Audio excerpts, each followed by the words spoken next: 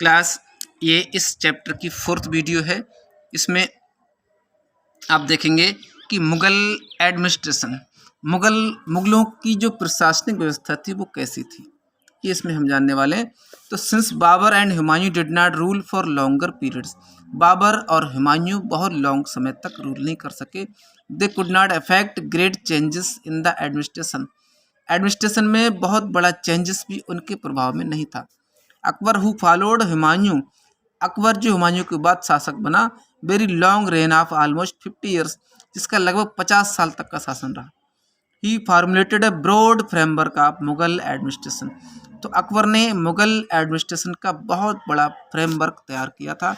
Akbar and आईने अकबरी, तो अकबरनामा और आईने अकबरी जो बुक लिखी गई थी, the main source of information about Akbar's administration, जो अकबर के प्रशासन के बारे में मेन सोर्स देने वाली बुक थी Ain Akbari. Is the history of his reign written by Abul Fazl, जो अबुल फजल ने लिखी थी। A close friend and courtier of Akbar, Abul Fazl जो एक अकबर का दरबारी और क्लोज फ्रेंड था। द हिस्ट्री टाइटल्ड अकबरनामा, तो इस हिस्ट्री को अकबरनामा नाम दिया गया था। हैड 3 वॉल्यूम्स, इसमें 3 वॉल्यूम्स थी। The first volume describe Akbar's ancestors, पहली वॉल्यूम में अकबर के एंसेस्टर्स के बारे में था। एंसेस्टर कौन होते हैं? उनके फोर फादर्स, दादा परदादा। द सेकेंड वॉल्यूम में क्या है? अकबर के शासन के बारे में। और थर्ड वॉल्यूम में आईने Akbari gives account of Akbar's के एडमिनिस्ट्रेशन के बारे में जानकारी मिलती है। ठीक, अब देखते हैं मनसबदारी सिस्टम। मनसबदारी सिस्टम क्या है? Akbar succeeded greatly in expanding the territories of Mughal empire, तो अकबर मुगल एम्पायर के क्षेत्रों को विस्तार करने में सफल रहा। Only a small group of Turkish nobles were involved in the administration of Mughal empire, तो मुगल एम्पायर में केवल टर्किश नोबल्स का कुछ प्रशासनिक सिस्टम शामिल था।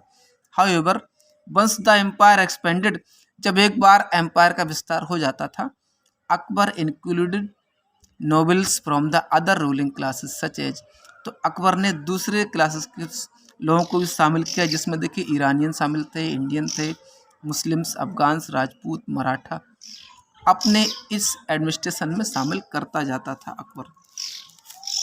अब आगे देखते हैं क्या है मनसब डोनेटेड। मनसब का मतलब क्या होता था? Akbar use the mansabdari system as a centralize system for the military and civil administration of his empire, अपने साम्राज्य में अकबर ने सिविल एडमिनिस्ट्रेशन और एक केंद्रीय मिलिट्री सिस्टम शुरू किया था under the mansabdari system. The nobles, उसमें क्या था?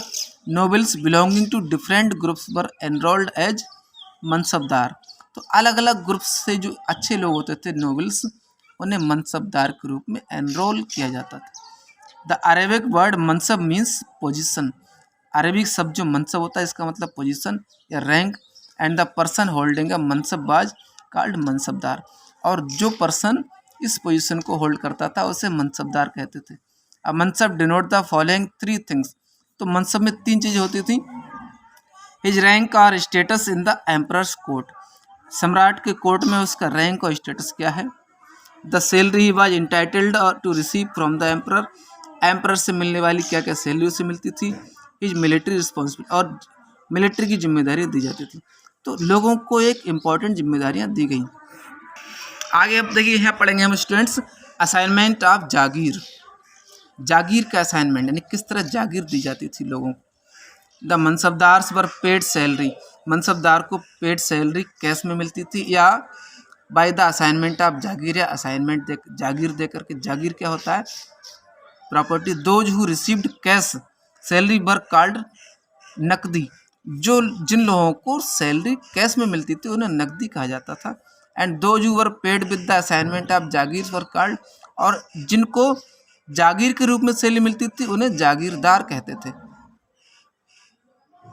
अब क्या होता है नेक्स्ट पॉइंट पाएंगे, देखिए मनसबदारी क्राइसिस। अबाउट 100 ईयर्स, मनसबदारी संकट कैसे उत्पन्न हुआ?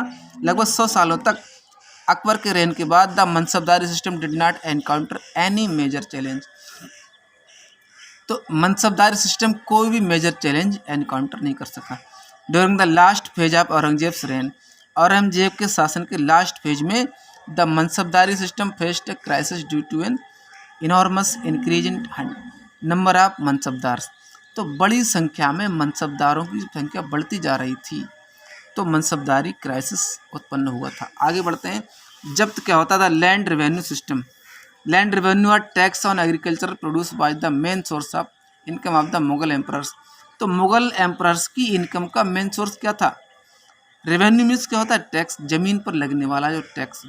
The system of the assessment and collection land revenue known as zabt. तो लैंड रेवेन्यू को कलेक्शन करने का काम जो होता था उसे जब्त कहते थे। Akbar's revenue minister Todarmal is credited with developing this system. Akbar के रेवेन्यू मिनिस्टर टोडरमल को इस सिस्टम को क्रेडिट करने का श्रेय जाता है। ठीक है।